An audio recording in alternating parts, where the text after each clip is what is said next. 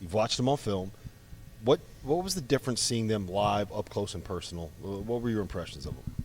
Number one, I mean, just their size and the perimeter. The other thing that really stuck out to me was like they just got so many guys.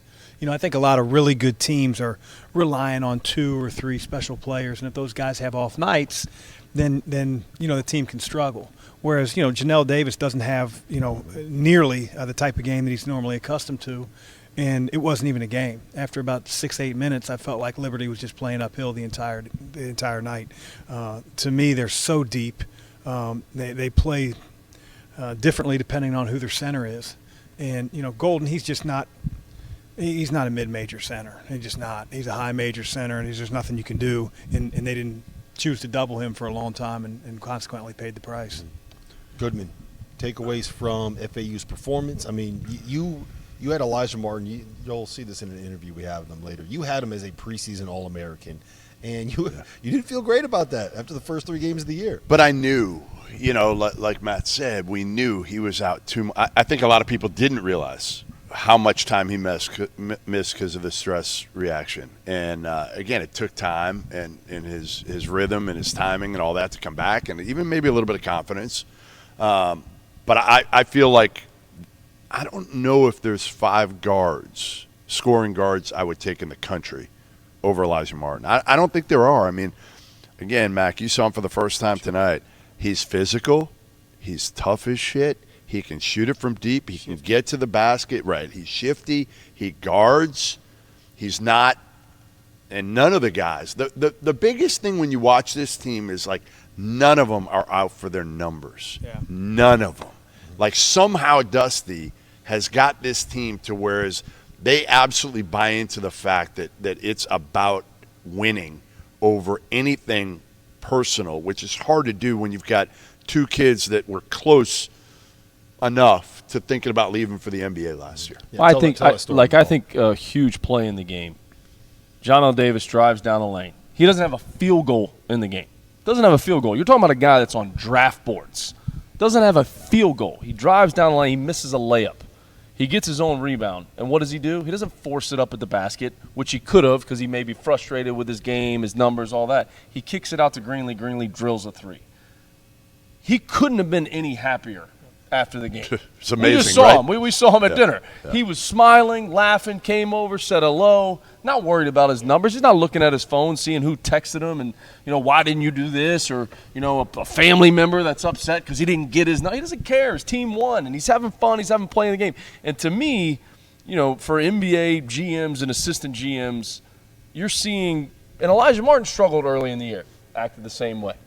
Acted the exact – still running the floor, still playing really, really hard. Man, how are these guys reacting when maybe not going well for them? And, John L. Davis, he didn't have his best night offensively. Yeah. But you look at the plus-minus, what was he, plus 20 in the game? And high-fiving everyone and laughing and smiling, came over after the game and said hello to us. Yeah. I mean, that just speaks to why this team is so special. Because they're unselfish. I'll just give you 2 more examples. I mean, Nick Boyd's not even playing. And he's over there cheering on the team the entire 40 minutes. And then there was a play that was deep in the second half. You remember Alijah Martin had a layup. He literally had the ball right at the rim and passed at the last second to Goldin. He dunks the ball. And it's like – they're happy for each other. Maybe to an outsider it's not a big play, but, like, he didn't have to do that. He could have added 2 more points to his total. And to do that, I think it speaks to how those kids feel about one another and how they're playing.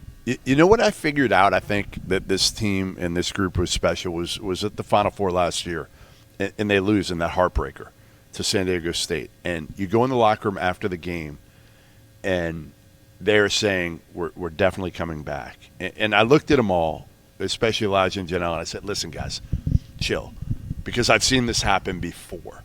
And it's one of those things where you make a quick, rash, in-the-moment decision. I said, I'll call you in a day or 2. And no, we don't need a day or 2. Like, this is 100%. We are not going anywhere.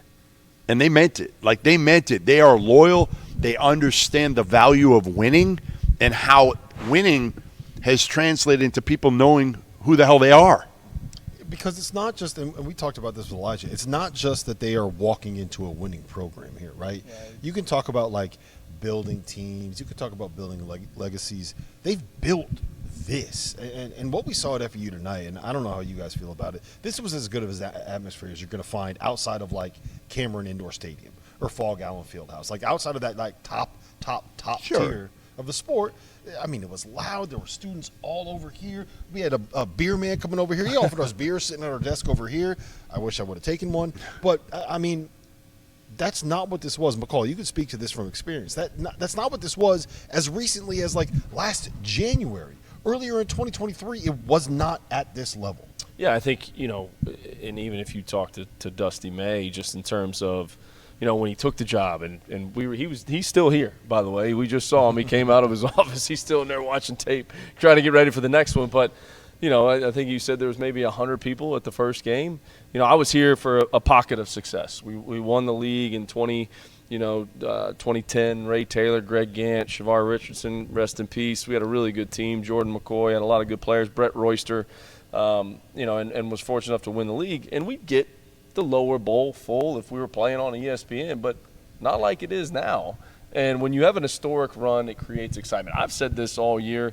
There has not been this level of buzz about basketball in South Florida since LeBron James was with the Miami Heat. Yeah. When LeBron James was with the Miami Heat, South Florida was buzzing.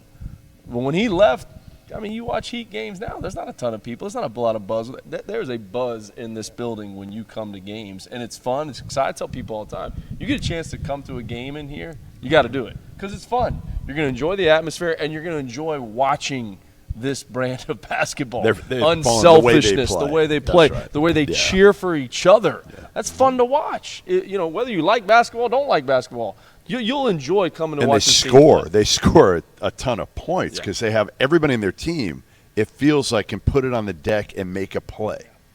Everybody. I mean, they're just, again, you can get into it. I could talk about this team all day on and off the court.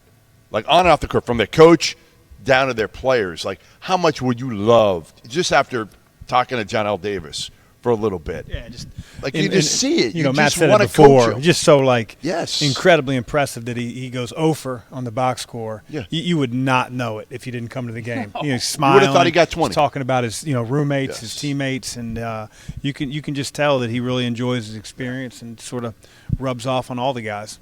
Yeah, my favorite thing was that he was talking about living with Nick Boyd and Alijah Martin. They've been together for 4 years. Like, they've been in the same, well, not the same apartment, 3 but years, right? they've roomed together. This is year 4, right? Year 3, whatever it is. Since they've been in college, they've been rooming together. I'm not great at math, Goodman. Don't make fun of me. All right. The most impressive thing to me about this performance tonight from FAU was the way that they made Liberty look, because that is a top 40, top 50 basketball team in America. That is a team that is good enough to deserve an at-large bid to the tournament, and a team that is good enough to win a game, maybe 2 in the NCAA tournament if they get there.